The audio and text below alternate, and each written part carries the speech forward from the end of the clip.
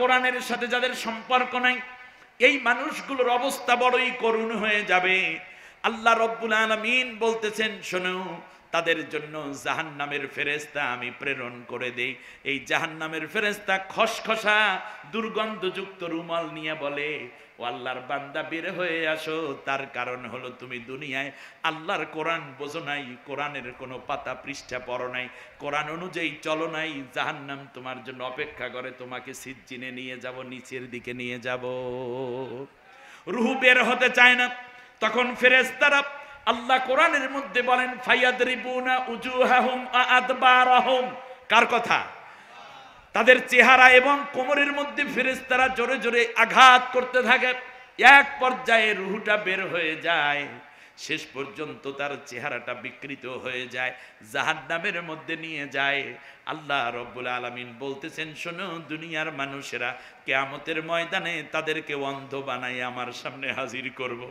Oman আরাদা আন যিকরি ফাইন্না লাহু মাঈশাতান দানকা ওয়া নাহশুরুহু ইয়াওমাল কিয়ামাতি আ'মা।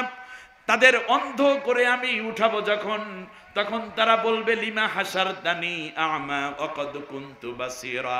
আল্লাহ গো, দুনিয়ায় আমার কত বড় বড় দুইটা চোখ ছিল, কত কিছু দেখতাম, আজকে কেন আমি অন্ধ হয়ে গেলাম?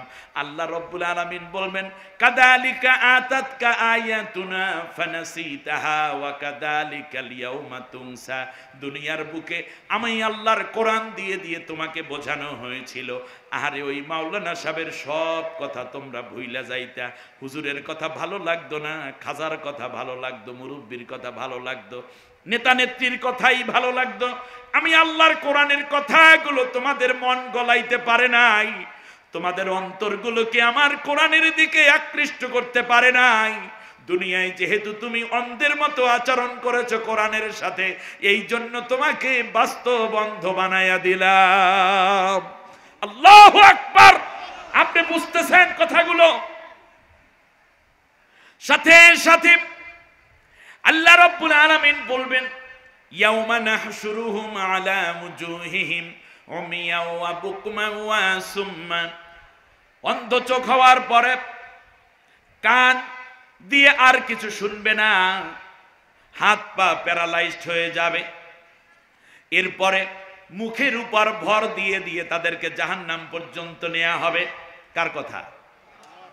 জাহান্নামের কিনারে গিয়ে জাহান্নামের ফেরেশতারা জিজ্ঞেস করবে, ও আল্লাহর বান্দারে, আলামি আতিকুম রাসূল, তোমাদের কাছে কি এমন কোন মানুষ যায় নাই, এমন কোন বক্তা যায় নাই, এমন কোন নারী পুরুষ যায় নাই যারা এই কোরআনের ব্যাপারে নসিয়া করেছে, কোরআনের ব্যাপারে ওয়াজ করেছে?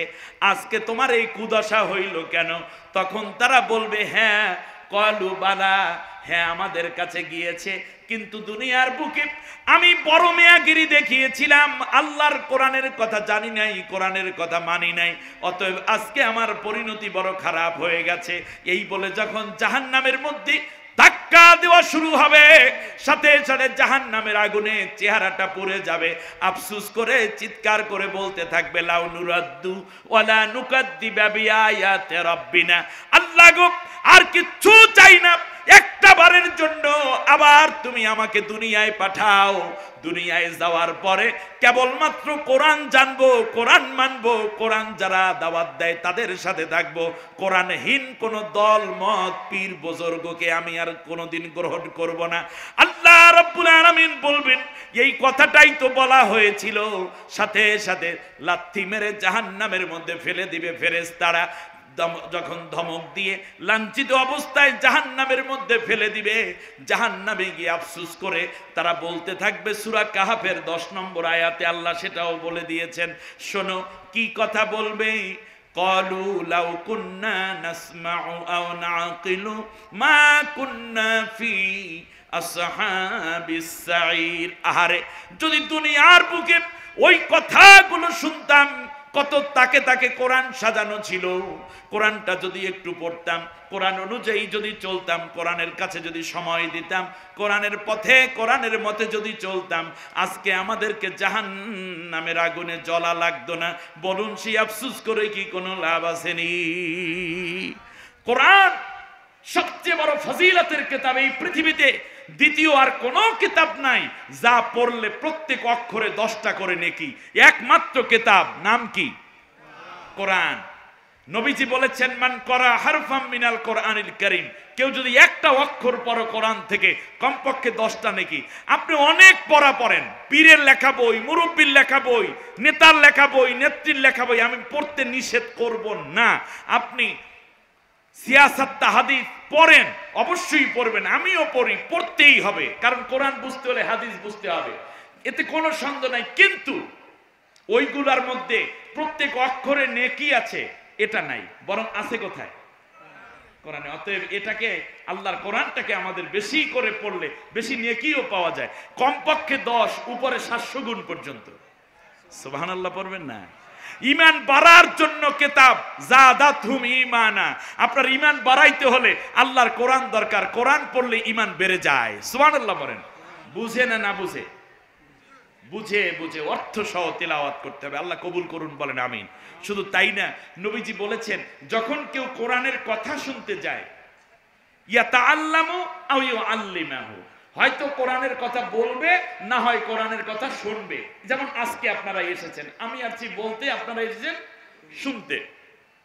যখন মাহফিল শেষ হয়ে যায় অথবা মসজিদে কোরআন শিখতে গেল, হুজুর যখন ছুটি দিয়ে দেয়, প্রত্যেকের আমল নামায় হাজ্জাতান ও উমরাতান তাম্মাতান তাম্মাতান তাম্মা, একটা কবুল হজ আর একটি পূর্ণাঙ্গ উমরার সওয়াব প্রত্যেক বান্দা বান্দির আমল নামায় দান হয়ে যায়। আমার বন্ধুগণ, আজ এজন্য ইউনিভার্সিটি থেকে প্রাইমারি পর্যন্ত, কিন্ডারগার্টেন থেকে কলেজ, হাই স্কুল হয়ে সর্বোচ্চ বিদ্যালয় পর্যন্ত একটি শিক্ষাকে বাধ্যতামূলক করলেই আমার বিশ্বাস বাংলাদেশটা পরিবর্তন করা সম্ভব। তার নাম হচ্ছে কোরআন শিক্ষাকে আবশ্যক করা, ঠিক না বলেন? 102 বছরের প্রাচীনতম এই মাদ্রাসায় যারা জমিন দিয়েছেন, আহারে, যারা মাদ্রাসা গড়েছেন, যারা এই মাদ্রাসার পরিচালনা পর্ষদে ছিলেন, যারা আজকে এই পৃথিবী থেকে, তাদের মধ্য থেকে যারা বিদায় হয়ে গেছেন, কত ওস্তাদ ছিলেন এই মাদ্রাসায়, কত ছাত্র, সব ছাত্রও তো বেঁচে নাই, কত কমিটির লোক ছিলেন, সকলের জন্য আজকে দোয়া করি। এই যে কোরআনের বাগান তারা বানিয়ে গেছেন, এর বরকতে আল্লাহ তাদের জান্নাত, তাদের কবরগুলোকে জান্নাতের টুকরা বানিয়ে দিন। আল্লাহ তাদের সবাইকে জান্নাতের মেহমান করে নিন। আজকে যারা বেঁচে আছেন, মাদ্রাসা পরিচালনার দায়িত্বে আছেন, আল্লাহ সকলকে উত্তম পুরস্কার, উত্তম জাযা এবং উত্তম সওয়াব দিয়ে ধন্য করে দিন। তাহলে কোরআন পড়া কি সুন্নত না ফরজ? পরকালে আল্লাহ জিজ্ঞেস করবেন কোন কিতাব সম্বন্ধে? আমার পক্ষে কিংবা বিপক্ষে দলিল কোন কিতাব? কোন কিতাব পড়লে প্রত্যেক অক্ষরে কমপক্ষে 10 নেকি? নবী কোন কিতাব না পড়লে মামলা করবেন? সুবহানাল্লাহ পড়বেন না? অতএব এই কোরআনের তালিম আমাদের ঘরে ঘরে চালু করতে হবে। একটি হাদিস বলে আমি এই অধ্যায়টা শেষ করতে চাই। নবীজি বলেছেন, কিয়ামতের পূর্বে দুহাইমা নামক একটা ফিতনা আসবে। এই ফিতনা কিচ্ছু নেবে না, জীবনও নেবে না, ওই করোনার মতো অসুস্থ করবে না, কেবলমাত্র ইমানটারে খাইয়ে ফেলাইবে। কি শেষ করবে বলেন? দুহাইমা এসে কি খাইবে? ইমান খেয়ে ফেলবে। এমন অবস্থা হবে, ইউসবিহুর রাজুলু ফিহা মুমিনা ওয়া ইউমসি কাফিরা, সকালবেলায় একজন মানুষ ইমানদার হয়ে ঘুম থেকে উঠবে, সন্ধ্যাবেলা সে কাফের হয়ে যাবে। সাহাবীরা আরজ করলেন, ইয়া রাসূলুল্লাহ, এই মহা কঠিন বিপদ থেকে আমাদের পরবর্তী ভাই বোন যারা ইমানদার, তারা কিভাবে ইমানকে হেফাজত করবে একটা তালিম শিখিয়ে দেন। আল্লাহর নবী তখন ইমান রক্ষার জন্য যেই কথা বলেছেন, আমি কি সেটা বলে দেব? নবীজি বলেছেন, তাআল্লাম কিতাবাল্লাহি ওয়াত্তাবি' মা ফীহি, তোমরা বেশি বেশি করে কোরআনের তালিম দিবে। জোরে বলেন, কিসের তালিম? আমি মনে করি এই ঐতিহ্যবাহী এত সুন্দর ডেকোরেশন এবং এত হাজার হাজার নারী পুরুষের বিশাল উপস্থিতি, এই মাহফিলটা সুযোগ মতো যদি হয়, একদিনের জায়গায় 2 দিন পারলেও কোনো অসুবিধা নাই, ঠিক না বলেন? প্রিন্সিপাল হুজুর তো মাথা প্লাস করে দিয়েছেন, পজিটিভ। চেয়ারম্যান সাহেব কি বলেন? ঠিক আছে। কারণ হচ্ছে 2 দিন যদি কোরআন শোনা যায় তাহলে আরেকটু বাড়লো, একটু এক্সপ্লোর হলো। কারণ হলো ক্লাসে তো শুধুমাত্র ছাত্রছাত্রীদেরকে পড়ানো হয়, কিন্তু এই যে বিশাল ছাত্র সংখ্যা, এরা তো কোরআন থেকে মাহরুম হয়ে গেছে, এদেরকেও শিক্ষা দেওয়া যায়। কারণ ঈমান বাঁচানোর জন্য নবী বলেছেন বেশি বেশি কোরআনের তালিম, কোরআনের দার্স অনলাইনে, ফেসবুকে, ইউটিউবে, ইনস্টাগ্রামে, সেখান থেকে আপনার যতগুলো লাইন আছে ফেসবুক পেজে, সব জায়গায় আল্লাহর কোরআনের প্রচার করতে হবে, ঠিক না বলেন? কোরআনের একটি বক্তব্য ভালো পেলে শেয়ার দিয়ে দিবেন, তাহলে আপনি হয়ে উঠবেন দায়ী ইলাল্লাহ। ঘরের মধ্যে নবীজি বলেছেন, তাহলে ঘরের মধ্যেও তোমরা কোরআনের তালিম দিবে। আল্লাহ কোরআন আয়াত নাজিল করলেন, অযকুরনা মা ইউতলা ফি বুয়ুতিকুন্না মিন আয়াতিল্লাহি ওয়াল হিকমা, তোমাদের ঘরগুলোকে আমি আল্লাহর কোরআনের আয়াত দিয়ে মুখরিত করে রাখো। সুবহানাল্লাহ বলেন। অতএব কোন ব্যান্ড সঙ্গীত, জি বাংলা, স্টার জলসা দিয়ে নয়, আমাদের ঘর উচ্চারিত হবে আল্লাহর কোরআনের আওয়াজ দিয়ে, ঠিক না বলেন? আমাদের ঘরগুলো মুগ্ধ থাকবে আল্লাহর কোরআন আয়াত দিয়ে। ছেলে কোরআন পড়বে, মেয়ে, পুত্রবধূ, শাশুড়ি, জামাতা, সেখান থেকে নিয়ে শ্বশুর, সবাই মিলে কোরআন একত্রে বসবেন, দার্স দিবেন, তারপরে শিক্ষা বলবেন, মুনাজাত করবেন, বাবা মায়ের জন্য, নিজের জন্য, পরিবারের জন্য। তাহলে আল্লাহর নবী বলেছেন, যেই ঘরে এইভাবে কোরআনের দার্স হবে, কোরআনের তালিম হবে, ওই ঘরটা ব্যক্তির ঘর থাকে না, ওটা আল্লাহর ঘর হয়ে যায়। আল্লাহর নবী বলেছেন, আহলুল কোরআনে হুম আহলুল্লাহ ওয়া খাসাতুহু, যেই ঘরে আল্লাহর কোরআনের দার্স হয়, যেই ঘরে আল্লাহর কোরআনের তালিম হয়, যেই ঘরে আল্লাহর কোরআনের স্টাডি হয়, ওই ঘরটা ওই ব্যক্তির ঘর থাকে না, ওই ঘরটা আল্লাহ রব্বুল আলামিনের ঘর হয়ে যায়। ওয়া খাসাতুহু, আর মনে রেখো, এই পৃথিবীর অনেকগুলো ঘর আছে, মানুষ আছে, কিন্তু ওই ঘরের মানুষগুলো আল্লাহ রব্বুল আলামিনের কাছে খাস বান্দায় পরিণত হয়ে যায়। সুবহানাল্লাহ, সুবহানাল্লাহ। আপনারা কি আল্লাহর খাস বান্দা হতে চান? আপনার ঘরটা আল্লাহর ঘর হয়ে যাক চান? তাহলে কি করতে হবে বলুন? কোন কিতাবের দার্স শুরু করতে হবে? এবং কিয়ামতের দিন আল্লাহ রব্বুল আলামিন বলেন, শোনো, এই মানুষগুলোর জন্য কোনো চিন্তা নাই, তার কারণ ওদেরকে আমি আল্লাহ বিনা হিসাবে আগে জান্নাতের মধ্যে নিয়ে আসব। কোরআনে এদেরকে বলা হয়েছে ওয়াসাবিকুন আস-সাবিকুন, এরাই হলো অগ্রবর্তী দল। আল্লাহ রব্বুল আলামিন এই অগ্রবর্তী দলের কাতারে আমাদেরকে শামিল থাকার তৌফিক দিন, বলেন আমিন। তাহলে গেল কিসের আলোকে? কার আলোকে? তাহলে কোরআন নিয়ে এতক্ষণ পর্যন্ত কথা হলো। কোরআনটা কি দেখেন, শেষ উদাহরণটা একটা রশির উদাহরণ দিলাম, শেষ উদাহরণ, জ্ঞানীদের জন্য আমানত এই কথাগুলো। আপনারা ফ্রিজ কেনেন না? কম্পিউটার, ল্যাপটপ, মোবাইল এগুলো কিনেন কিনা? কেনার পরে আপনারা দেখবেন একটা বক্স, সুন্দর একটা বক্সের মধ্যে, ফ্রিজ হলে তো বড় কার্টুনের মধ্যে ঢুকাই দেয়, কম্পিউটার, ল্যাপটপ এগুলো, ওইটার মধ্যে অনেকগুলো ম্যাটার থাকে। তার পাশাপাশি আপনি দেখবেন একটা ছোট্ট বই থাকে, থাকে কিনা? ওই বইটাকে কি বলেন? ক্যাটালগ। বইটা কি বলে? ক্যাটালগ মানে ব্যবহার বিধি।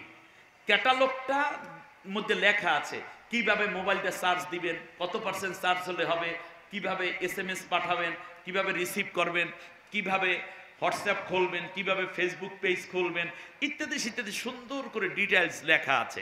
আচ্ছা বলুন তো দেখি, এই লেখাটা লেখছেন কে? যিনি বানিয়েছেন, রাইট, বানিয়েছেন যিনি, ক্যাটালগ দিয়েছেন তিনি। ওই ক্যাটালগ অনুযায়ী আপনি যদি মোবাইলটা ব্যবহার করেন, তার থেকে পুরোপুরি ফায়দা আপনি পাবেন, ঠিক না বলেন? তাহলে বলেন তো দেখি, এবার কোশ্চেন করি, আমাদেরকে তৈরি করেছেন কে? আল্লাহ। এত আসতে বললেন কেন? জোরে বলেন না। আমাদেরকে তৈরি করেছেন কে? আল্লাহ। আমাদের এই জীবন নামক যন্ত্রটা চালানোর জন্য আল্লাহ তাআলা তার পক্ষ থেকে একটা ক্যাটালগ দান করেছেন, যাতে করে আমাদের জীবনটাকে অপারেট করতে পারি, জীবনটাকে যেন আমরা ভালোভাবে ইউটিলাইজ করতে পারি, পরিচালনা করতে পারি। এই জীবন নামক মেশিনের, যন্ত্রের ক্যাটালগ দিয়েছেন আল্লাহ। সেই ক্যাটালগের নাম হচ্ছে কোরআন। আপনাদেরকে একটা উদাহরণ দেই, যেমন ধরুন এই মাইকটা, ওই হলো এমপ্লিফায়ার, এ হচ্ছে মাউথ পিচ, ওই দিকে আছে হর্ন, মাঝখানে আছে তার। এখন যিনি মাইক আবিষ্কার করেছেন তিনি লিখেছেন যে এই মাউথ পিসগুলো বক্তার সামনে দেবা, এখান থেকে তার সংযোগ দেবা এমপ্লিফায়ারের সাথে, এমপ্লিফায়ারের এই যে পয়েন্ট আছে এখান দিয়ে দেবা হর্নগুলোর লাইন দিবা, এরপরে ব্যাটারিতে চালালে নেগেটিভের সাথে এই লালটা আর পজিটিভের সাথে এই সবুজটা দিয়ে অন করলে আস্তে কথা বললে অনেক জোরে শোনা যাবে। ব্যাস, বেটা চিন্তা করলো মাইকলা যে টাকা দিয়ে কিনেছি, ওর ক্যাটালগ দিয়ে চইলে লাভ নাই, অতএব হর্নগুলো আমার সামনে দিয়েছে, বড় বড় মাউথ পিসগুলা, মানে হর্নগুলো এই মাউথ পিসগুলাকে গাছে গাছে টানাইছে, নেগেটিভের জায়গায় পজিটিভ, পজিটিভের জায়গায় নেগেটিভ লাগাইছে, এমপ্লিফায়ারটারে তাল গাছের সাথে ঝুলাইছে, এরপর দেশে অন কইরা। এখন আপনারা বলেন এই ইঞ্জিন দিয়ে, এই এমপ্লিফায়ার দিয়ে, এই মাউথ পিস দিয়ে কি এক বিন্দু উপকার আসবে? এমপ্লিফায়ার থাকবে না পুড়ে যাবে? পুড়ে যাবে। তাহলে আমাদেরকে তৈরি করলেন আল্লাহ, আর সেই আল্লাহ দিলেন ক্যাটালগ আল কোরআন। সেই ক্যাটালগ অনুযায়ী আমরা না চললে সব জায়গায় কিলাকিলি, গুসাগুসি, অন্যায়, অবিচার, গজব, খুনাখুনি, শেষকালে পরকালেও জাহান্নাম, ঠিক না বলেন? অতএব এই জীবনটাতে অর্থনৈতিক জীবন, সামাজিক জীবন, রাজনৈতিক জীবন, পররাষ্ট্রনীতির জীবন সবগুলো যদি আমরা কোরআন দিয়ে চালু করে দিতে পারি তাহলে আমাদের জীবন গাড়ি থামবে গিয়ে জান্নাতুল ফেরদাউসে। আল্লাহ কবুল করুন। রেলগাড়ি দেখেছেন? রেলগাড়ি কথা বলে না। আপনাদের এই অঞ্চলে রেলগাড়ি আছে? বাস, ঠাকুরগাঁয়ে আছে রেলগাড়ি। রেলগাড়ি ইঞ্জিন থাকে, ঠিক না? ইঞ্জিন থাকে একটা জায়গায়, ওইটার পেছনে থাকে হুক লাগানো, এইটার সাথে সাথে বগি লাগানো, ঠিক না? অনেকগুলো বগি একসাথে 100-150 পর্যন্ত বগি থাকে। আমি কি বানাই বলছি না? ঠিক আছে, ঠিক আছে। তারপর রেলগাড়ির দুই পাশে থাকে চাকা, না লোহার চাকা, দুই পাশে চিকন পাত দিয়ে বানানো লোহার, যেটা ওই দুইটা পাতের উপর দিয়ে সমস্ত ওই ইঞ্জিন এবং বগিগুলো সব চলে, ঠিক না? ঠাকুরগাঁ স্টেশন থেকে রেল ছাড়বে, যাবে ঢাকার কমলাপুর রেল স্টেশনে। এখন দেখেন মূল ইঞ্জিন শুরু হয়ে গেল, স্টার্ট হয়ে গেল, তার সাথে সমস্ত বগিগুলোকে জোড়া লাগাইয়া সব বগির চাকাগুলো দুই পাতের উপর উঠাইয়া দিয়ে যদি স্টার্ট দেয় তাহলে যথাসময়ে গন্তব্যে গিয়ে নিরাপদে ইনশাল্লাহ পৌঁছবে, ঠিক না? কিন্তু ঠাকুরগাঁ থেকে যখন স্টার্ট দিবে তার আগে বগি দুইটা পাতের উপরে না উঠাইয়া এক একটা বগি এক এক দিকে ফিরাইয়া দেশে, যেমন একটা দেশে পূর্ব দিকে, আরেকটা পশ্চিম দিকে, আরেকটা উত্তর দিকে, আরেকটা দক্ষিণ দিকে, এরপর শক্ত করে বাইন্দা যদি ইঞ্জিন স্টার্ট দেয়, বলেন তো দেখি এই রেলগাড়ি কি কোনোদিন ওখানে যাবে গন্তব্যে? এখানেই তো আগুন ধরবে, ঠিক না বলেন? ঠিক তেমনি আমাদের জীবনে আল্লাহ রব্বুল আলামিন দুইটা পাত দিয়েছেন। জীবন নামক এই রেলগাড়িটা, একদিকে আল্লাহর কোরআন আর একদিকে নবীর সুন্নাহ। জীবন নামক এই গাড়িটাকে যদি দুইটা পাতের উপর উঠাইয়া দেই এবং আমাদের জীবন নামক এই ইঞ্জিনে আছে অনেকগুলো বগি, শিক্ষানীতির বগি, অর্থনীতির বগি, রাজনীতির বগি, সমাজনীতির বগি, পররাষ্ট্রনীতির বগি, বৈবাহিক বগি, ব্যবসার বগি, আইন আদালতের বগি, সন্তান লালন পালনের বগি, খেয়াল করেছেন কিনা? হাজারো বগি আছে আমাদের পেছনে। সব বগিগুলোকে এই কোরআন এবং হাদিস নামক দুইটা পাতের উপর উঠাইয়া দেয়, দুনিয়ায় বসে আল্লাহ রব্বুল আলামিনের কোরআনের এই ইঞ্জিন দিয়া এই গাইড অনুযায়ী একটা স্টার্ট দেব, আমাদের জীবন যাইয়া থামবে জান্নাতুল ফেরদাউসে। কিন্তু দুর্ভাগ্যজনক ভাবে আমরা আমাদের নামাজের বগিটা ঠিক মতোই ইঞ্জিনের সাথে বেঁধেছি, কিন্তু অর্থনীতির বগি দিয়েছি আমেরিকার দিকে, সমাজনীতির বগি দিয়েছি চায়নার দিকে, রাজনৈতিক বগি দিয়েছি ভারতের দিকে, এরপরে শিক্ষানীতির বগি দিয়েছি কানাডার দিকে, এমনি করে করে আবার হজের বগি দিয়েছি সৌদি আরবের দিকে। সব দিকে দিয়া দিয়া দিয়া দিয়া তারপর জীবন নামক একটা ইঞ্জিনের স্টার্ট দিছি। আরে ভাই, এটা 2 কিলো যাইতে না যাইতে তো পিছনে আগুন দাউ দাউ করে জ্বলবে, ঠিক কিনা বলেন? অতএব সমস্ত বগিগুলোকে তুলে দিতে হবে আল্লাহর কোরআন এবং নবীর আদর্শের উপরে, এর বাইরে কোনো পথ নাই। যদি এটা শুরু করতে পারি তাহলে ইয়াহদি মাইয়াশাউ ইলা সিরাতিম মুস্তাকিম, তাহলে তোমার ডেস্টিনেশন হবে জান্নাতুল ফেরদাউস, অনন্তকাল তুমি সেই জান্নাতের মধ্যে থাকবে। আল্লাহ আমাদেরকে এই হকগুলো বোঝার তৌফিক দিন। শুধু কোরআনের উপরে কথা বললাম। কয়টা পর্যন্ত ওয়াজ হয়েছে? বাস, আপনারা কেউ ওঠা বসা করলে আমি ওয়াজ কিন্তু থামাই দেব, ঠিক আছে কিনা? আমি জানি, এই যে দেখেন উঠতে নিষেধ করেছি, একজনও উঠবেন না, আমি যথাসম্ভব তাড়াতাড়ি শেষ করে দেব ইনশাআল্লাহ। তাহলে এতক্ষণ বুঝলাম আমরা কোরআন, কোরআন কার কথা? আল্লাহর কথা, কোনো ভুল নাই। কোরআন কি পড়ার শুধু পড়া না, আমলেরও কিতাব। আমরা পড়বো, বুঝবো, আমল করব। আল্লাহ আমাদের কবুল করে নিন, বলেন আমিন। সবাই বলেন না জোরে আমিন। এর পরের কথা কি? কোরআনের আলোকে, কোরআন এর ব্যাপারে সংক্ষিপ্ত কথা আমি বললাম। এবার আসেন কোরআনের আলোকে একামতে দিন, কয়টা শব্দ বাকি আছে আর? আসেন এই একামত দিন, প্রথমে আমরা একামত শব্দটা নিয়ে একটু কথা বলি। কাগজ কলম আছে তো? পরবর্তীতে যদি শোনেন শাইখ জামালউদ্দিন কোথাও ওয়াজ করবে, তাহলে কাগজ কলম নিয়ে বসবেন। পরবর্তীতে দেখবেন আমার চেয়েও ভালো করে আপনারা অন্যকে বোঝাতে পারতেছেন। এবারে আসেন একামত।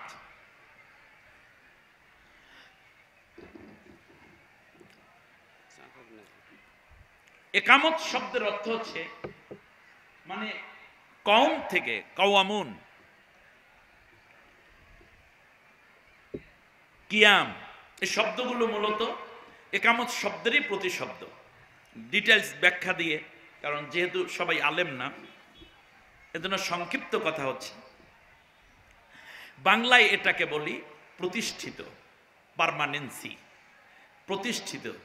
কায়েম অর্থ কি? প্রতিষ্ঠিত আছে যে, তাকে কি বলে? কায়েম। কি কায়েম করতে হবে? দিন। এইদিকে তাকান, এইদিকে এইদিকে এইদিকে তাকান। কায়েম, যে কায়েম থাকে তাকে আরবিতে বলে মুকিম। তাকে আরবিতে কি বলে? মুকিম। একটু ভিন্ন দিকে আমি সংক্ষেপে শেষ করার জন্য আপনাদেরকে একটু শেয়ার করতে চাচ্ছি আলোচনায়। যে কায়েম থাকে তাকে আরবিতে কি বলে? মুকিম। মুকিমের বিপরীত শব্দ কি? মুসাফির। জোরে বলেন, মুকিমের বিপরীত শব্দ কি? মুসাফির। আপনারা এলাকার কি? মুকিম। আরে না, জোরে বলতে হবে, কি? মুকিম। আর আমি কি? মুসাফির। আচ্ছা বলেন তো, কি পাওয়ার কার বেশি, মুকিমের না মুসাফিরের? মুকিমের। আমাদের এই দেশে আল্লাহ রাব্বুল আলামিনের দিন তথা দিন ইসলাম মুকিম অবস্থায় আছে না মুসাফির অবস্থায় আছে? আমি জ্ঞানীদের জন্য কথা বলছি, ভাবুকদের জন্য খোরাক দেওয়ার চেষ্টা করছি। খেয়াল করুন, আমাদের দেশে ইসলাম আছে কি অবস্থায়? আর আমরা হইলাম সেই ইসলামের অনুসারী। তাহলে আমাদের অবস্থা কি শক্ত না কঠিন? দুর্বল, ভীষণ দুর্বল, ঠিক না বলেন? তার কারণ আমি যার অনুসারী সে নিজেই কি? মুসাফির। আচ্ছা বলেন তো দেখি, আমি এখন এখানে যে জিলাপি ভেজে রাখছে, আমি গিয়ে যদি 200 টাকার জিলাপি কিনে বলি যে ভাই আমি মুসাফির মানুষ, দাম টাম দিতে পারবো না, বলবে যে আল্লাহর রাস্তায় জিলাপি রাইখে যান, বাকিতে দেবে? দিবে না। কিন্তু আপনাদের এলাকার একজন ভিক্ষুকও গিয়ে যদি বলে যাই জিলাপি দাও 20 টাকার, আমার নাতি খাবে, টাকা কয় টাকা 2 দিন পর নিস। জিলাপিওয়ালায় চিন্তা করে ওর বাড়িতে সুপারি গাছ আছে কমপক্ষে, ওইটা বিক্রি করে হলেও টাকাটা আমি আনতে পারবো, মুরগি আছে, ডিম আছে, ঠিক না? একটা না একটা ভাবে আনতে পারবো। তো মুসাফিরের অবস্থা খুব করুণ, কারণ মুসাফির কোনোদিন কোনো দায়িত্ব পালন করতে পারে না। মুসাফির হচ্ছে দুর্বল মানুষ। তাহলে আমাদের দেশে ইসলাম, দিন ইসলাম আছে কি অবস্থায়? মুসাফির। কায়েম, আল্লাহ তাআলার অর্ডারটা কি? আল্লাহর অর্ডার ছিল তোমরা দিনটাকে কায়েম করো, আর সেই দিনের অধীনে তোমরা নিজের জীবনকে পরিচালনা করো। সুবহানাল্লাহ পড়েন। এটা কোথায় আছে? আল্লাহ কোরআনের মধ্যে বলেছেন, আমার সাথে পড়েন। আউযু বিল্লাহি মিনাশ শাইতানির রাজিম। বিসমিল্লাহির রাহমানির রাহিম। চাই পরম করুণাময় অসীম দয়ালু আল্লাহর নামে শুরু করছি। শারআ লাকুম মিনাদ-দীনি মা ওয়াসসা বিহি নূহা والذي أوحينا إليك وما وصينا به إبراهيم وموسى وعيسى أن أقيموا الدين ولا تتفرقوا فيه আমানতু বিল্লাহ। অর্থ হচ্ছে, হে রাসূল, আমি আল্লাহর পক্ষ থেকে সকলকে জানিয়ে দাও, তাম বিশ্বের সমস্ত ঈমানদার এবং আমি আল্লাহকে বিশ্বাসী যারাই আছে, নারী এবং পুরুষ, সকলের উপরে আমি আল্লাহর পুরাপুরি চূড়ান্ত একটি রায় হয়ে গেছে। সুবহানাল্লাহ বলেন। সারা মানে কি? রায় হয়ে গেছে, পাস্ট টেন্স। এটাই চূড়ান্ত সত্য যে দ্বীনের ব্যাপারে আমি তোমাকে যেই উপদেশ দিচ্ছি, এই কথাটাই আমি বলেছিলাম নূহকে, এমনকি তার আগে একই কথা বলেছি ইব্রাহিমকে, মূসাকে এবং ঈসাকে।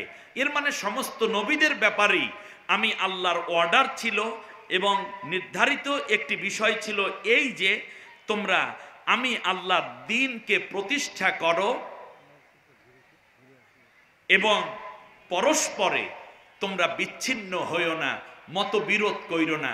দ্বীন প্রতিষ্ঠার ক্ষেত্রে কোনো মতবিরোধ কইরো না। সূরার নাম সূরা শূরা, আয়াত নম্বর 13, প্রথম অংশ থেকে আমি তিলাওয়াত করে সরল অনুবাদ করেছি।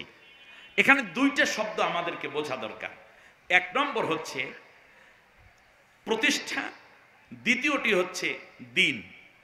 দেখুন, আমাদের সমাজে প্রতিষ্ঠা এই শব্দগুলো যখনই শুনবেন, দ্বীন প্রতিষ্ঠা, নামাজ প্রতিষ্ঠা, তখন মনে করবেন এই আয়াতগুলো স্বাভাবিকভাবে আল্লাহ রাব্বুল আলামিনের একটি নির্ধারিত শরিয়া হুকুম, একটা ল, একটা জুডিশিয়াল আইন। সুবহানাল্লাহ পড়েন।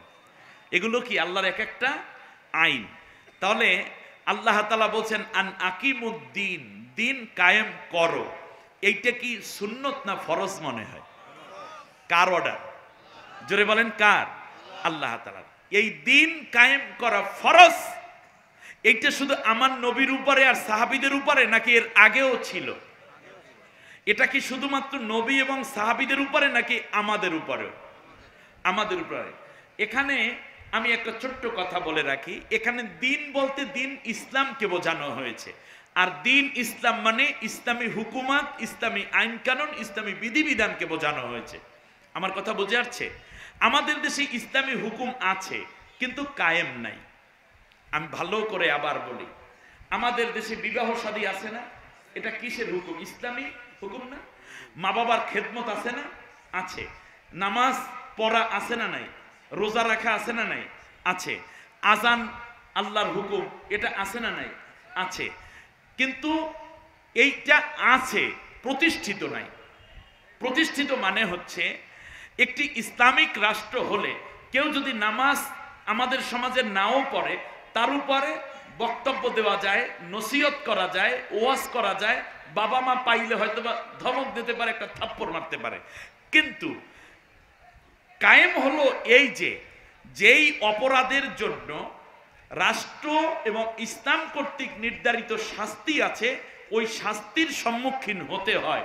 ওই বিধিবিধানটা যেই রাষ্ট্রে প্রতিষ্ঠিত থাকে সেইটাকে বলা হয় কায়েম। আমার কথা বুঝে আসছে?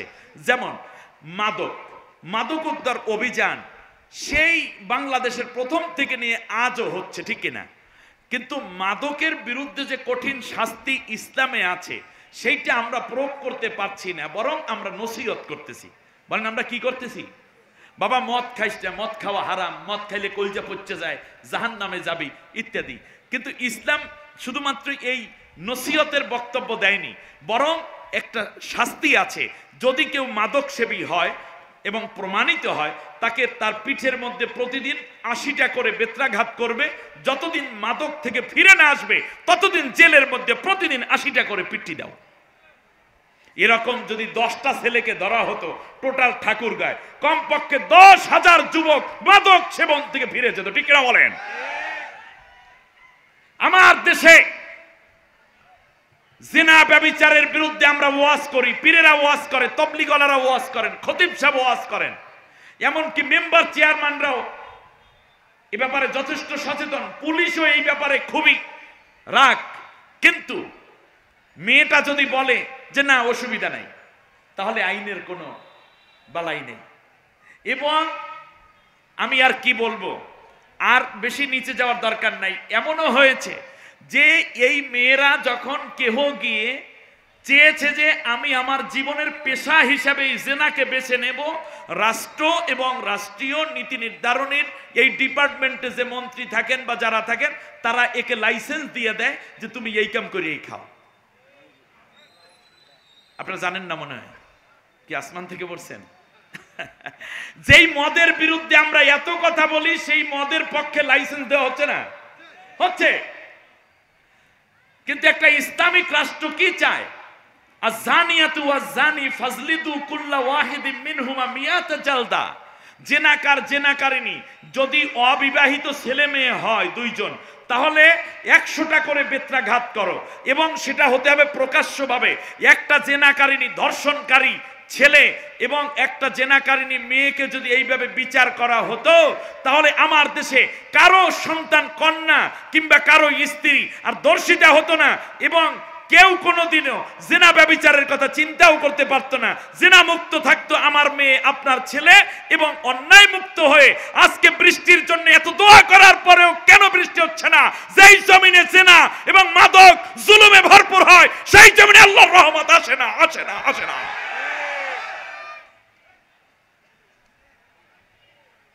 কি করবেন? বাংলাদেশের অক্ষাংশ, আমি বলি যেখানে অবস্থান করছে নাতিশীতোষ্ণ মণ্ডল, অনলি 21 ডিগ্রি তাপমাত্রা দরকার বাংলাদেশে।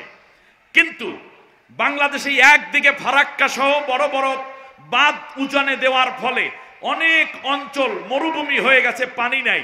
সূর্যের আলো আসার ফলে 21 ডিগ্রি তাপমাত্রার ফলে পানি বাষ্পায়িত হয়ে যখন এই জমিন এবং এই এর মধ্যে যখন এই মধ্যাকর্ষণ শক্তির মধ্যে যখন মেঘের আকারে এটা জলীয় বাষ্প আকারে ঘুরতে থাকতো মেঘের আকারে, তখন সূর্যের তাপ আর জমিনের দিকে আসতো না। ওই 21 ডিগ্রি পর্যন্ত আমাদের শরীরে সহনশীল করে আল্লাহ তৈরি করেছেন, কারণ তামাম পৃথিবী তো ঘুরতেছে সূর্যকে কেন্দ্র করে।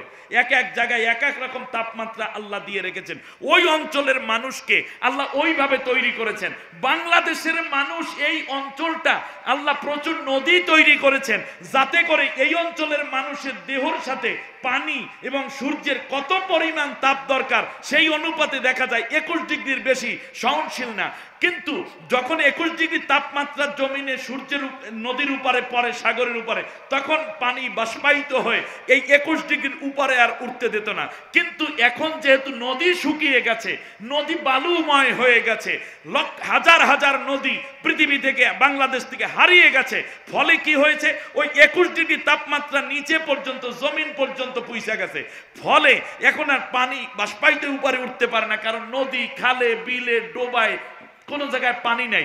তখন কি হয়, ওইটা সূর্যের সরাসরি তাপটা আসে, সেই আগের 21 ডিগ্রি এখন 46 ডিগ্রিতে উন্নীত হয়ে গেছে। তার কারণ এখনো পানি উপরে উঠতে পারতেছে না, কারণ পানি নাই। আগামী বছর যদি পানির ন্যায্য হিস্সা আমরা গ্রাজুয়ালি আদায় করতে না পারি, যদি আবার বিলে, ঝিলে, ডোবা, খালে পানির যদি স্রোত বহাইতে না পারি, তাহলে এই 47 ডিগ্রি 43 ডিগ্রি আগামী বছর 57 ডিগ্রি হবে, পরের বছর 67 ডিগ্রি হবে, পরের বছর 70 ডিগ্রি হবে। পরবর্তীতে আমাদের আর কোনো উপায় থাকবে না, সবুজ বাংলা শেষ পর্যন্ত তামার বাংলায় পরিণত হয়ে যাবে। মনে রাখবেন, আমি আপনাদেরকে বলি, দুধ খাওয়া তো খুব উপকারী, কিন্তু ডায়রিয়া যদি হয়ে যায়, সে যদি দুধ খায় তাহলে কি হবে? পাতলা পায়খানা আরো বাড়বে না? আরে ভাই, দুনিয়াটার এক এক জায়গায় মরুভূমি, মরুভূমি যেখানে আছে সেখানের তাপমাত্রা সেরকম, কারণ সূর্য আল্লাহ ওইভাবে সেটআপ দিয়েছেন, তিনি কুদরতওয়ালা, তিনি খালিক। বাংলাদেশ যেহেতু এই জায়গাটা এইভাবে লাগবে, এই জন্য আল্লাহ প্রচুর নদী তৈরি করেছেন। আমাদের বাপদাদারা তো নদী কাটে নাই, বরং আল্লাহর কুদরতে পানির স্রোতে স্রোতে এটা তৈরি হয়ে গেছে, এটা আল্লাহর কুদরত। কিন্তু পানি, এই নদীগুলো না থাকার কারণে এই অবস্থা হয়ে গেছে। অপরদিকে এই জমিনে বাড়তেছে ঘুষ, সুদ, দুর্নীতি। বাড়তেছে খুন হত্যা জেনা ব্যভিচার, বাড়তেছে আমাদের এই সমাজে নৈতিক অবক্ষয়ের জন্য হাজার রকমের ক্যাসিনো, তাস খেলা, জুয়া খেলা, তার পাশাপাশি জেনা ব্যভিচার, খুন খারাপি। এই জন্য আমরা এত দোয়া করি, আল্লাহর আসমান থেকে আর বৃষ্টি আসে না, তার কারণ জমিন গুনাহে ভরে গেছে, জুলুমে ভরে গেছে, আল্লাহর রহমতের বৃষ্টি এজন্য আসতেছে না। একদিকে পরিবেশের ভারসাম্যহীনতা, আর একদিকে নৈতিক অবক্ষয়। কথাগুলো ভালো করে কান পেতে শুনুন। আমরা সমাজ থেকে দুর্নীতি মুক্ত করতে পারি নাই, ঘুষ মুক্ত করতে পারি নাই, অন্যায় মুক্ত করতে পারি নাই। স্বাধীনতার 53 বছর পারলাম না বিশ্বের দ্বিতীয় বৃহত্তম একটি মুসলিম রাষ্ট্র হয়ে এখনো পর্যন্ত মসজিদের মধ্যে জোতা চোর, সেই চুরিটাও বন্ধ করতে পারলাম না। আমি কি ভুল বলছি? আল্লাহ তাআলা বলেছেন জেনাকার জেনাকারীকে পিটাও, 100টা বেত্রাঘাত করো। একটা ছেলে একটা মেয়ে জেনা করার পর যদি তাদেরকে পিটান দেওয়া হতো, লক্ষ লক্ষ ছেলে মেয়ে ঠিক হয়ে যেত, ঠিক না বলেন? দ্বিতীয় যেটা আল্লাহ তাআলা বলেছেন আল কতলু বিল কতলে, যে হত্যা হয় তাকে হত্যা করে ফেলো। আজকে যেই ব্যক্তি হত্যা করলো, যেই হত্যাকারীকে নিয়ে যায় 13 বছর 15 বছর 20 বছর পরেও ফাঁসি হইলে পারে, নাও হইতে পারে, তাও গোপনে, কোনো দরকার নাই। ইসলাম বলেছে সাক্ষ্য সাবুত যদি ঠিক মতো পাও তার লোক সম্মুখে তারে হত্যা করে ফেলো। কারণ একজন হত্যাকারীকে যদি শাস্তি দেওয়া হয়, তার লক্ষ লক্ষ হত্যাকারী কমপক্ষে ভিক্ষা করে খাবে, অন্য কাউকে হত্যা করার দুঃসাহস দেখাবে না।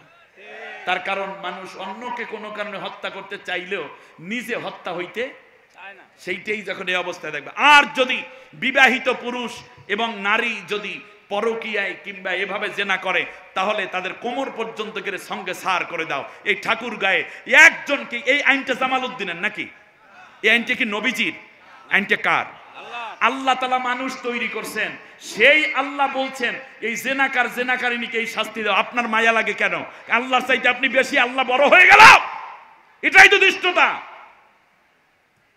আল্লাহর হুকুম অনুযায়ী যদি একটা জেনাকার জেনাকারিনীর শাস্তি বাস্তবায়িত হতো, আপনার স্ত্রী বাড়ির পাশের অন্য কেউ আর ইফটিজিং করার সুযোগ থাকতো না।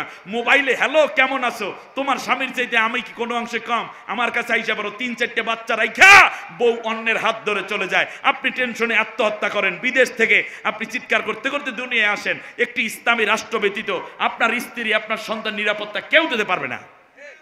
এটা পরীক্ষিত সত্য। চোর চোর এবং চুন্নির হাত কেটে দাও। একটা মানুষের হাত কাটলে সে সমাজে লজ্জিত হয়, ঠিক না বলেন? ওর মাইয়াটাও বিয়ে হইবে না, এমন একটা অবস্থা তৈরি হয়। ওই লজ্জায় শরমে শেষ পর্যন্ত কয় ভাই অন্য কিছু করব, কিন্তু কমপক্ষে চুরি করব না, ঠিক না বলেন? তো এই চুরির বিরুদ্ধে কথা বলছেন আল্লাহ। আমরা কি করলাম? আল্লাহ তাআলা বললেন আমার হুকুমকে কায়েম করো, কি করো? বাস্তবায়ন করো। আর আমরা এটাকে ওয়াজের বিষয় বানাইছি। আচ্ছা বলেন তো দেখি, চোরের হাত কেটে দাও, এটা কি ওয়াজের বিষয় না আইনের বিষয়? আরে ভাই, এটা তো আইনমন্ত্রী বিল উত্থাপন করবে। সারিক ওয়া সারিকাতু ফাকতাউ আইদিয়াহুমা। মাননীয় স্পিকার, মহামান্য স্পিকার, আপনার মাধ্যমে আমি স্বরাষ্ট্রমন্ত্রীর দৃষ্টি আকর্ষণ করছি। আল্লাহ তাআলা কোরআনের মধ্যে স্পষ্ট বলেছেন আস-সারিকু ওয়াস-সারিকাতু ফাকতাউ আইদিয়াহুমা, চোর এবং চুন্নির হাত কেটে দাও। অতএব এই আইন পাশ করার জন্য সকলের প্রতি আহ্বান করছি। সংসদে মুসলমানরা বলবে হ্যাঁ এটা আল্লাহর আইন, ব্যক্তির আইন নয়, অতএব আল্লাহর আইন বাস্তবায়িত হয়ে যাক। তার কারণ যেই দিন আমি আপনি আল্লাহর প্রতি বিশ্বাস করেছি, সেই দিন বলেছি ওয়া কবিলতু জামিয়া আহকামিহি ওয়া আরকানিহি, আল্লাহ তোমার সব হুকুম আমি কবুল করিয়া লইছি। আমার দেশের সরকারি দল, বিরোধী দল এবং অন্য দল, ছোট দল, বড় দল, সবাই তো যারা ইমানদার আমরা সবাই এই কথা বলছি, ঠিক না বলেন? তাহলে নতুন করে এবার আইন বাস্তবায়নের জন্য দাবি তোলা লাগবে কেন? এ কথা বলেই তো আমি মোমেন হয়েছি যে আল্লাহ আমি তোমার সব আইন কানুন, হুকুমের বহু বচন আহকাম, সব হুকুম মেনে আমি মুসলমান হয়েছি। তো তোমার সব হুকুম মান্য আমি হইলাম, তাই মানার জন্য তোমাকে আবার নতুন করে ওয়াজ করা লাগবে কেন? যেদিন ঈমান এনেছো সেই দিনই তো আল্লাহর সব হুকুম মেনে তুমি মুমিন হয়েছো। আহা, কি এক অবস্থা আমাদের। এবারে আপনি আসুন, স্বরাষ্ট্রমন্ত্রী পুলিশের আইজিকে ডেকে প্রেস কনফারেন্স করে দিতেন, ডিসিদেরকে ডাকতেন, এই আইনটা বাস্তবায়িত হয়ে যাক। আপনার মসজিদের মধ্যে একজোড়া জুতার নিরাপত্তাও দিতে পারল না, ডাব গাছের ডাব নাই, গরু নাই, ছাগল নাই। সেই দিন এক এলাকায় মাহফিলে গেলাম, আমি এলাকার নাম বলবো না এই জন্য, তাহলে মিডিয়া যেহেতু এখানে আছে, চেয়ারম্যানকে বলাই হয় গরু চোরা চেয়ারম্যান। কি চোরা চেয়ারম্যান? গরু চোরা চেয়ারম্যান। এর মানে যারা গরু চুরি করে এটা লিডার হইল উনি। এই হলো অবস্থা। আলহামদুলিল্লাহ আপনাদের চেয়ারম্যান সাহেবকে পেয়ে আমি ধন্য, তিনবার, এবং জাতীয় পর্যায়ে তিনি পুরস্কার পেয়েছেন না?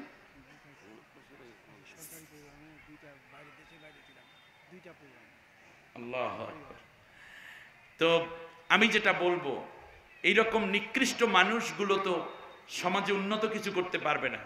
অতএব এই চুরি বদমাইশি, আপনি দেখেন রাসূল সাল্লাল্লাহু আলাইহি ওয়াসাল্লামের উপরে আয়াত নাজিল হয়ে গেল মাদকের বিরুদ্ধে। যারা মদ পান করেছে গলার মধ্যে আঙ্গুল দিয়ে ফেলে দিয়েছে, ঘরের মধ্যে যাদের মদ মজুদ ছিল রাস্তার মধ্যে ঢেলে দিয়েছে। আর আজকে আমাদের যুবকদেরকে আমরা মাদক থেকে ফিরাতে পারছি না।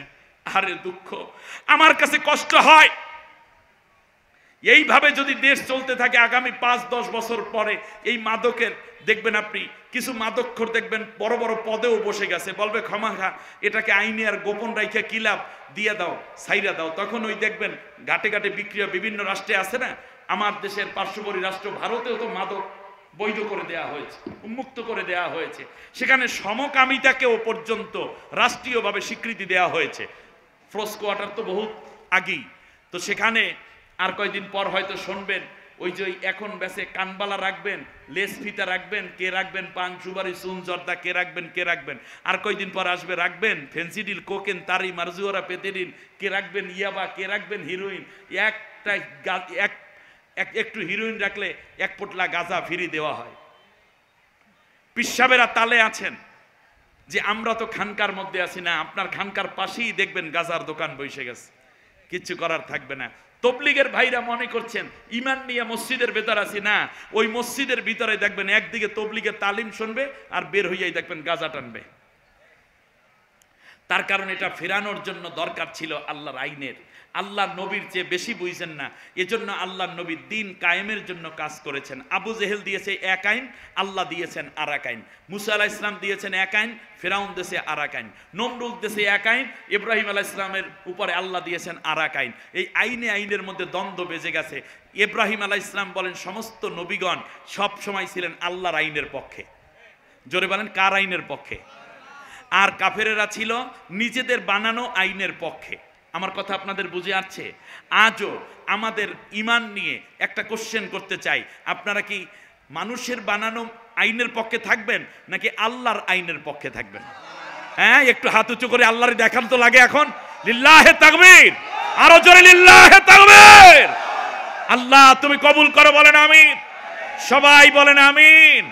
জীবনের যেখানে থাকেন আল্লাহর আইনের পক্ষে থাকতে হবে। আল্লাহ রাব্বুল আলামিন বলেন আফা হুকমাল জাহিলিয়াতি ইয়াবগুন, তারা কি জাহেলের কাছে আইন চায়? এটা বরং নয়, আমি আল্লাহর আইন মুমিনের জন্য সবচেয়ে উত্তম। সুবহানাল্লাহ বলেন। আল্লাহ কবুল করুন, বলেন আমিন। আমি একটা ছোট্ট উদাহরণ দেই, কারণ এটার উপরে ন্যূনতম 3 দিন তাফসীর আছে। আমি সংক্ষিপ্ত করে কাছে এগিয়ে যাচ্ছি। এবার দেখুন, আচ্ছা আমার দিকে তাকান, আমার দিকে এখানে বড় করে চোখ করে আমার দিকে তাকান। আমরা যখন খাই হাত দিয়ে মাখাই, তাই না? মাখানোর পরে এই খাবারটাকে দেই মুখের মধ্যে, ঠিক না? মুখের মধ্যে দেওয়ার পরে আল্লাহ মুখে দিয়েছেন জিহ্বা, এখানে দিয়েছেন খাদ্যনালী, পিছনে দিয়েছেন শ্বাসনালী। সুবহানাল্লাহ বলেন। একেবারে পাশাপাশি যখন খায় তখন খাদ্যনালীর উপর একটা ঢাকনা আটকে যায়, কোনো ক্রমে একটু খাদ্য কণা শ্বাসনালীতে গেলে জানডা বাইরে যাওয়ার অবস্থা। এবার খেয়াল করুন, ভালো করে বুঝুন, খাবারটা চলে যায়, যখন আমরা চিবাইতে থাকি তখন জিহ্বার মধ্য থেকে আল্লাহ তাআলা 3 কোটি দ্রব্যের স্বাদ নেওয়ার যোগ্যতা দিয়ে এই ছোট্ট জিহ্বাটা তৈরি করেছেন। কত কোটি? 3 কোটি। সুবহানাল্লাহ, কত স্বাদ নেওয়ার যোগ্যতা এখানে আছে।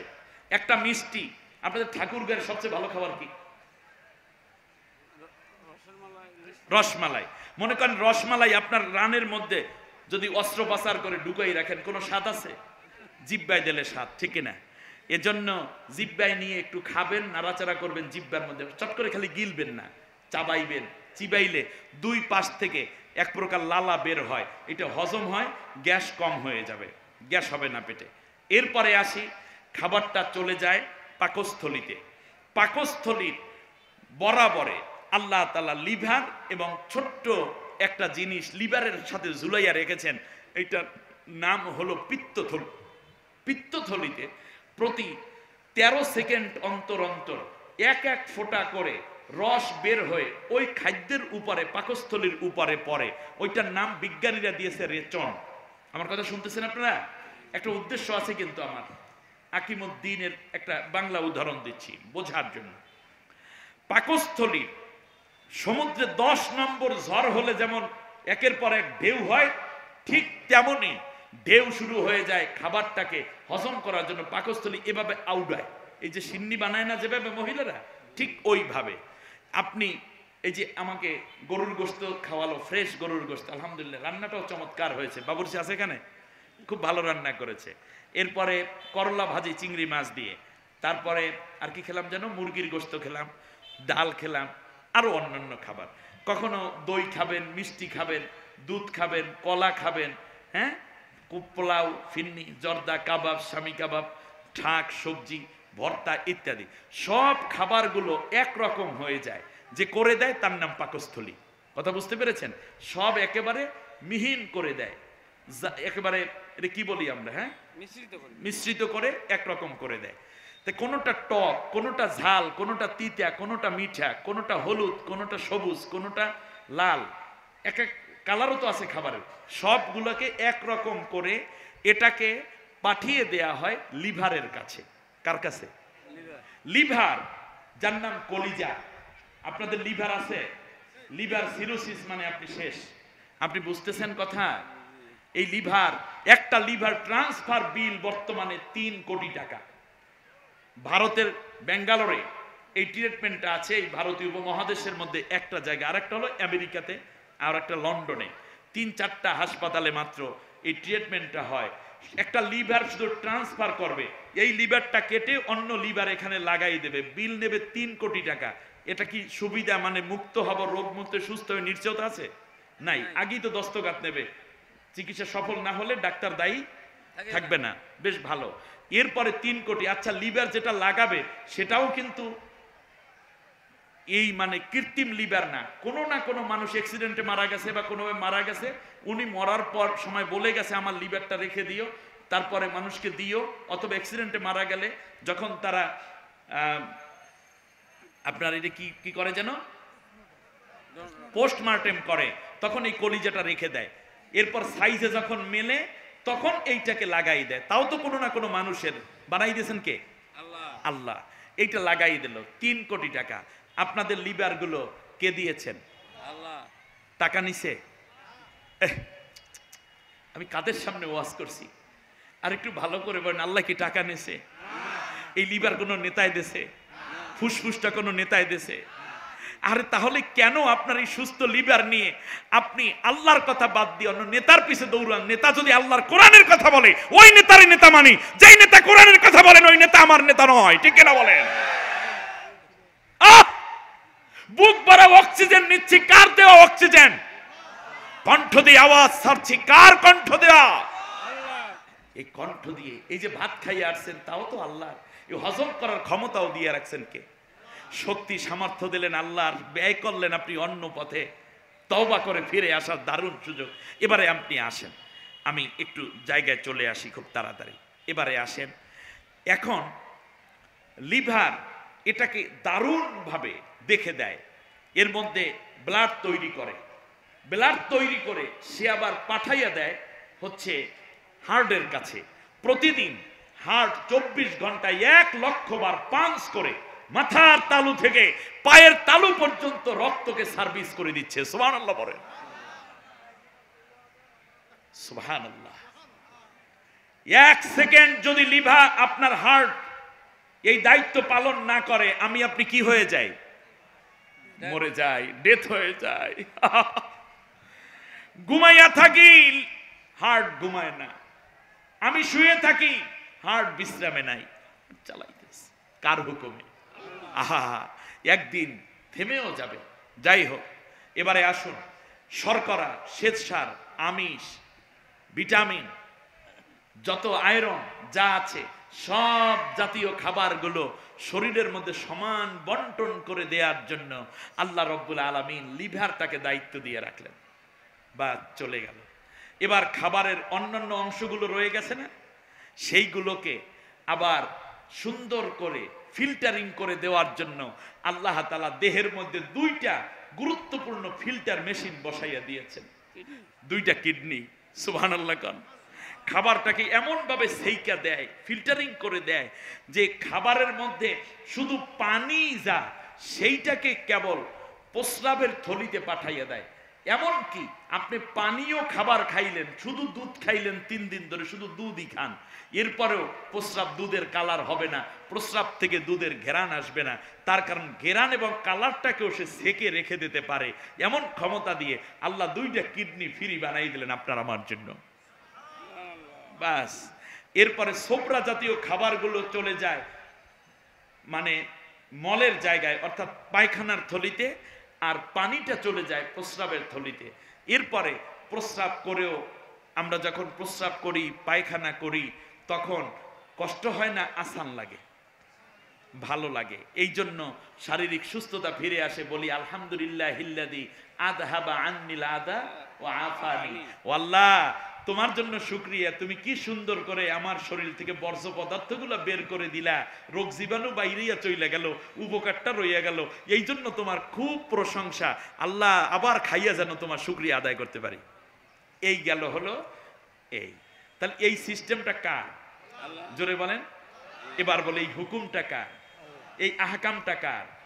ব্যাস, এখন হঠাৎ করে যদি খাবার বিদ্রোহ করে বসে যে আমি পাকস্থলী পর্যন্ত যাব, কিন্তু লিভার কিডনি এই দিকে ধরা না দিয়া, হজম না হইয়া আমি আবার বের হয়ে যাব মুখ দিয়ে, আপনারা এইটাকে কি বলেন? বমি। আচ্ছা, আল্লাহর হুকুম অনুযায়ী যে তরিকা, লাইন আছে, হুকুম আছে, গার্ড আছে, এই তরিকা অনুযায়ী যখন চললো, নিয়ম অনুযায়ী চললো, তখন শান্তি। কিন্তু যখন উল্টো বিলে চলা শুরু হয়, তখন শান্তি না অশান্তি? এই গরমে 1-2 বার বমি হইলে তাগরা যুবকেরও খবর হয়ে যায়, আমি গেলাম শেষ। তাহলে বমি হইলেই কষ্টটা, অশান্তিটা কেন? আর পায়খানা প্রস্রাব ঠিক মতো হইলে শান্তি কেন?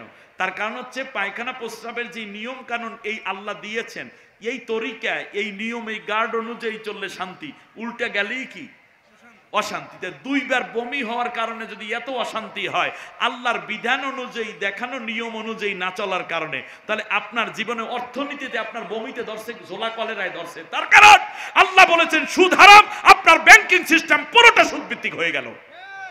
আল্লাহ বলেছেন জিনা হারাম, পর্দা করা ফরজ, সমাজে পর্দাকে বাধ্যতামূলক করা হলো না, বরং জিনা ব্যভিচারকে উন্মুক্ত করে দেয়া হলো। এই জায়গায় বমি, ঠিক কিনা বলেন? আল্লাহ রাব্বুল আলামিন বলেন মাদক নিষিদ্ধ, সেই জায়গায় আপনার অনুমতি এবং ঘরে ঘরে মাদক পৌঁছে যাচ্ছে। আল্লাহ বলেন মিথ্যা কথা বলো না, সেই জায়গায়ও উল্টাপাল্টা হয়ে গেল। এখন বলেন দেখি, আমার জাতি সব জায়গায় বমিতে ধরেছে, এই জন্য এই জাতি অসুস্থ। যদি সুস্থ হইতে হয় তাহলে আল্লাহ যেই লাইন গার্ড দেখাইছে, এই লাইন গার্ডে চললি শান্তি, ঠিক কিনা বলেন? আল্লাহ রাব্বুল আলামিন বলেন ওয়ালাউ আন্না আহলাল কুরা আমানু واتقوا لفتحنا عليهم بركات من السماء والارض। জমিনের বুকে আমি আল্লাহর বিধান যদি জমিনের উপরে কায়েম করে দাও, তাহলে আমি আল্লাহ ওয়াদা করলাম আসমানের যত বরকতের দরজা আছে আর জমিনের যত বরকতের দরজা সব তোমাদের জন্য অবশ্যই খুলে দেব। আসমান থেকে বৃষ্টি আসবে, রহমতের বৃষ্টি। আর জমিনের মধ্যে এখন তো একটা কোষ মাত্র, পেঁয়াজ লাগাও, কয়দিন পরে কত বড় পেঁয়াজ পাও, রসুন পাও, আলু পাও, এমনি করে করে কত নেয়ামত পাও। মনে রাখবে এই জমিনের মধ্যে আমি আল্লাহ তেলের খনি রেখেছি, গ্যাসের খনি রেখেছি, কয়লার খনি, স্বর্ণের খনি, হীরার খনি আছে না নাই? আল্লাহ রাব্বুল আলামিন বলেন জমিনের উপরে আমার কোরআনের শাসন চালু করে দাও, আমি আল্লাহ রাব্বুল আলামিন জমিনের ভিতরের সব নেয়ামত তোমার জন্য অবশ্যই বের করে দেব। আল্লাযী আত'আমাহুম মিন জু' ওয়া আমানাহুম মিন খাউফ, খাদ্যের কষ্ট থাকবে না। আর তোমাদেরকে চোখ রাঙানি দিয়ে কোন গুরু, কোন দাদা, কোন আমেরিকা, কোন চায়না তোমাদেরকে ধমক দিবে। দিন কায়েমের পথে আপনারা দেখবেন মুনাফিক যারা, তাদের নামাজ আছে, রোজা আছে, হজ আছে, যাকাত আছে, দাড়ি আছে, জিকির আছে, কিন্তু দিন কায়েমের কাজ নাই। এই কারণেই কেবল তারা মুনাফিক হয়েছে। আব্দুল্লাহ বিন উবাই নামাজ পড়তো না? নবীর পিছে নামাজ পড়তো এবং আউয়াল একেবারে প্রথম কাতারে গিয়ে নামাজ পড়তো। নবীর মতোই দাড়ি ছিল, নবীর মতোই টুপি ছিল, রোজা এবং ইফতার নবীর সাথেই একত্রে চলতো, কিন্তু শুধুমাত্র আল্লাহর দিন কায়েম হোক এটা তারা চায় নাই। আমাদের দেশে দিন কায়েম নাই, আমাদের দেশে আছে দিনের খেদমত। কি আছে বলেন দেখি? যেমন সবাই খালি দিনের খেদমত করে। আমি আপনাদেরকে একটা ছোট্ট উদাহরণ দিই। যেমন খেদমত এবং কায়েম এই দুইটার মধ্যে পার্থক্যটা কি? খুব জ্ঞানীদের জন্য কথা। আপনি দেখেন, মনে করেন আপনাদের এখান থেকে নিয়ে দূরী বড় স্টেশন নাম কি? ঠাকুরগাঁ রোড।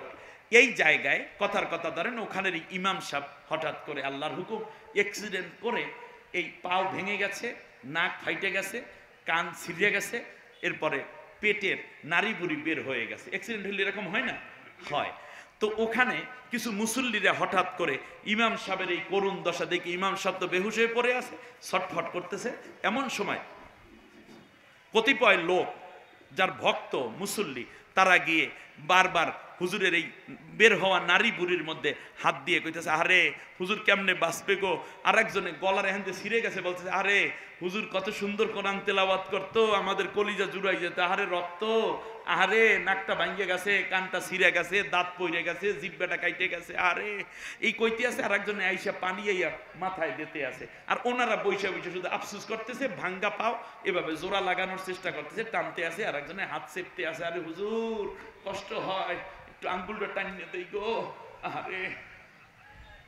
এটা হলো খেদমত। এটার নাম কি? এ খেদমত করলে হুজুর বাঁচবে না, কিছুক্ষণের মধ্যে মরবে। এমন সময় এলাকার কিছু যুবক দেখলো যে কিছু মানুষ ওখানে জড়ো হইয়া খুব বিলাপ করছে, আফসুস করছে। যুবকেরা দেখলো, সরো এখান থেকে, যাও, তোমরা তো হুজুরের মারতে বসেছ। 999 কল দিছে, তাড়াতাড়ি আসেন, পুলিশ ভাই কোথায়, তাড়াতাড়ি আসেন, অ্যাম্বুলেন্স আসো। অ্যাম্বুলেন্স আনা হলো। যুবকরা হুজুরের উঠাইয়া কোন রকম অ্যাম্বুলেন্সের মধ্যে লইয়া অক্সিজেন দিয়া বড় হাসপাতালে ভর্তি করে বসে, ডাক্তার সাহেব টাকা লাগলে টাকা দেব, রক্ত লাগলে রক্ত দেব, হাড্ডি কাইটা লাগলে হাড্ডি কেটে দেব, চোখ লাগলে চোখ দেব, আমাদের ইমাম সাহেবকে বাঁচান, ইমাম সাহেবকে বাঁচান, সর্বোচ্চ চেষ্টা করেন। ডাক্তাররা ওটির ভিতর ঢুকাইয়া দিয়েছে, তাড়াতাড়ি করে অপারেশন টপারেশন করিয়া, রক্ত লাগছে 5 ব্যাগ দেশের যুবকেরা, টাকা লাগছে 2 লাখ দেশের যুবকেরা, রাস্তায় দাঁড়াইয়া ভিক্ষা করে হইলো, চেয়ারম্যানের দরিয়া, মেম্বারের দরিয়া, প্রিন্সিপাল হুজুরের দরিয়া, টাকা দেন, আমার ইমাম সাহেবকে বাঁচাইতে হবে। কোনো কথা নাই। 5 দিন পর রিলিজ করে দিয়েছে। সুন্দর হুজুরে এখন একেবারে নিজের লাঠিতে ভর দিয়ে আসছে, এবার মাঝে মাঝে লাঠি ছাড়াও সোজা হইয়া দাঁড়ায়, হুজুরের মুস্কি হাসি, জুমার নামাজে পইরা, নামাজে বৈশা হুজুরের চোখের পানি ছেড়ে কয়, বাবা যুবক ছেলেরা আমাকে অনেক উপকার করেছে। শেষ পর্যন্ত দেখা গেল আলহামদুলিল্লাহ হুজুর দাঁড়াইয়ে গেছে। ওই যে আগে যেটা ছিল সেইটার নাম কি, আর পরে যেটা গেছে ওইটার নাম কি?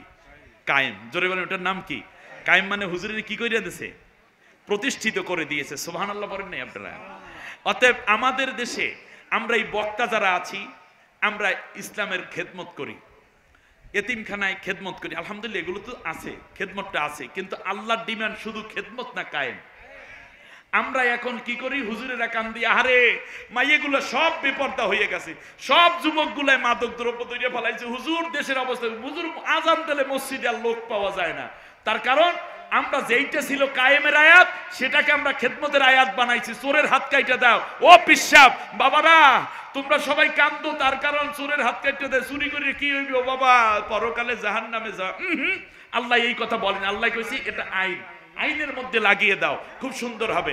আমার মতো এইভাবে ওয়াজ দিয়ে ইসলাম নয়, বরং এটা কায়েমের কথা। মানে হচ্ছে সেখানে শক্তি দরকার, সামর্থ্য দরকার, বুদ্ধি দরকার, রক্ত দরকার, অর্থ দরকার। আল্লাহর নবীগণ এই অর্থ দিয়েছে, সময় দিয়েছে, জীবন দিয়েছে, হিজরত করেছেন, জেল কেটেছেন, সাহাবীরা এই কাজ করে আল্লাহ রাব্বুল আলামিনের কোরআনের শাসনটাকে কায়েম করে দিয়ে তারা পৃথিবীর বুকে আল্লাহ নাই। ব্যাংকের কাছে গেলে ইসলামের জনমের মতো দৌড় শুরু করে, এই ইসলাম তোমার এখানে কোনো কাম নাই।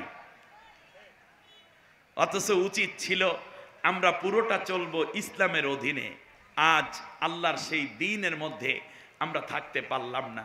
এক্ষেত্রে আল্লাহ রব্বুল আলামিন চমৎকার করে বলেছেন, শোনো দুনিয়ার মানুষেরা, তোমরা আমার দিনকে প্রতিষ্ঠা করো। আর দিন যারা ঈমান এনেছে কিন্তু দিন প্রতিষ্ঠা করে নাই, তারা হইল মুনাফিক।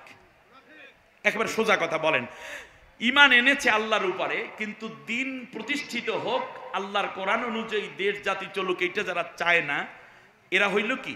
মুনাফিক। আর যারা বাধা দেয় তারা হইল কুফরি শক্তি, তারা হলো তাগুত। আল্লাহ আমাদেরকে মাফ করুন। আরেকটু জোরে বলবেন না আমিন।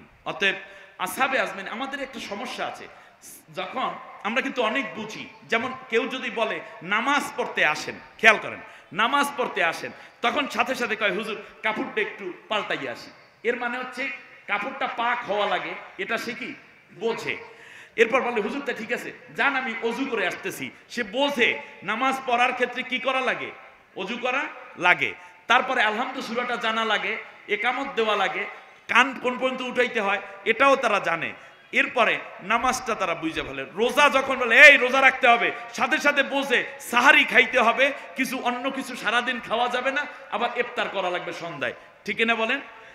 এমনি করে যদি বলে কোরবানি করতে হবে, সাথে সাথে বোঝে হয়তো খাসি দিয়ে, না হয় উট, দুম্বা, বকরি, অথবা বাংলাদেশে গরু অথবা মহিষ, এটা বোঝে। এর মানে জবা দেওয়া হবে এবং গোশত খাওয়া হবে, গোশত বন্টন হবে।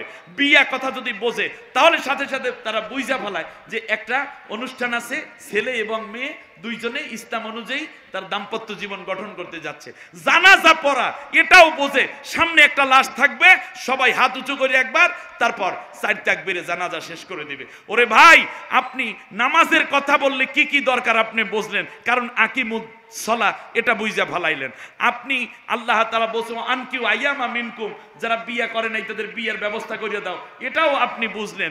ফাসাল্লি রব্বিকা ওয়ানহার, কোরবানি করো, গরু লাগে, এটাও আপনি বুঝলেন। হজের কথা বললে বুঝলেন যে টাকা দাখিল করা লাগে, ইহরামের কাপড় কেনা লাগে, সাফা মারওয়ায় যাওয়া লাগবে, কারণ আল্লাহ তাআলা বলছেন যে ওয়ালিল্লাহি আলান নাসি হিজ্জুল বাইতি মান ইসতাতা ইলাইহি সাবিলা। এমনি করে আল্লাহর আয়াত সবগুলা বুঝলেন।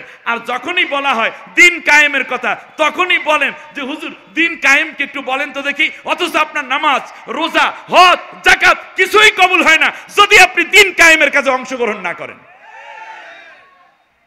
এর মানে আল্লাহ তাআলা বললেন যে দিন প্রতিষ্ঠা করো, দ্বিমত কইরো না। আর আমাদের কপালটা পুড়ছে, সেটা হচ্ছে আমরা নামাজ কায়েমের ক্ষেত্রে একমত, হজের ব্যাপারে একমত, যাকাতের ব্যাপারে একমত, যেইটাই আল্লাহ তাআলা দ্বিমত করতে নিষেধ করেছেন আমরা ওই জায়গায় এসে দ্বিমত হয়ে গেছে।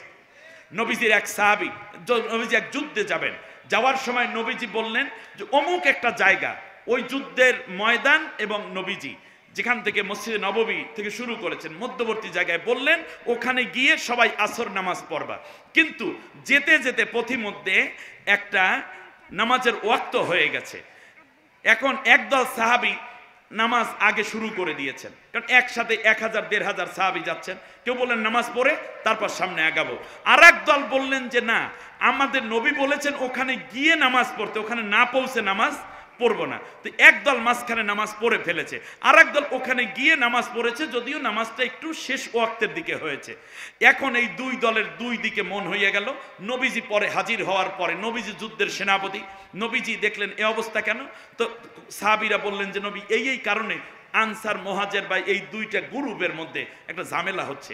নবীজি বললেন আচ্ছা তোমরা আগে নামাজ পড়লা কেন?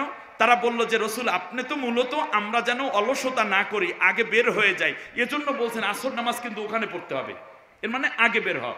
আচ্ছা তাই তোমরা কেন দেরিতে পড়লে?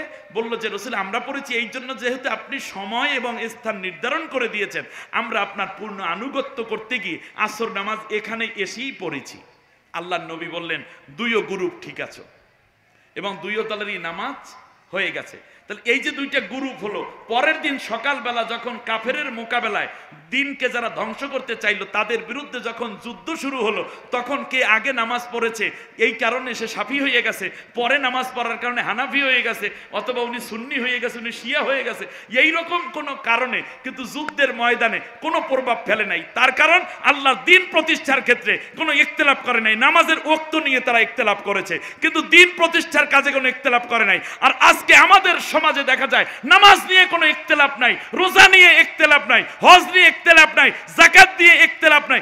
যেইটা নিয়ে ইখতিলাফ করতে আল্লাহ নিষেধ করেছেন সেই জায়গায় উনি চর্মনাই, উনি আট্রসি, উনি সরসিনা, উনি মোকামিয়া, উনি হইল কওমি, এ হইল আউলিয়া, এ হলো আওয়ামী লীগ, এ হলো বিএনপি, এ হলো জামাত, এ হলো জাতীয় পার্টি, এ হলো জাসদ, এ হলো বাসদ, এ হলো সাদা, এ হইল কালো। এই কারণে ইখতিলাফ। অথচ আল্লাহ তাআলা বলেছেন যে এই কারণে দিন কায়েমের ক্ষেত্রে ইমানদার হইলে কোনো ইখতিলাফ করতে পারবা না। অন্য ইবাদতের ইখতিলাফ কইরা আদায় কইরো, সেটা কবুল করব, কিন্তু দিনের ক্ষেত্রে ইখতিলাফ নয়। আমাদের কপাল পোড়া, আমরা ওই দিনের ক্ষেত্রে ইখতিলাফ করলাম, অন্য জায়গাগুলো নিজের মতো আদায় করা শুরু করলাম। দিন কায়েম ফরজ, ইখতিলাফ করা হারাম। দিনের কাজে যারা অংশগ্রহণ করে না কায়েমের, তারা ফরজ তরক করেছে, যারা ইখতিলাফ করে তারা হারাম কাজে লিপ্ত আছে। আমি আপনাদেরকে নিয়ে আজকে আর ডিটেইলস বলতে পারবো না।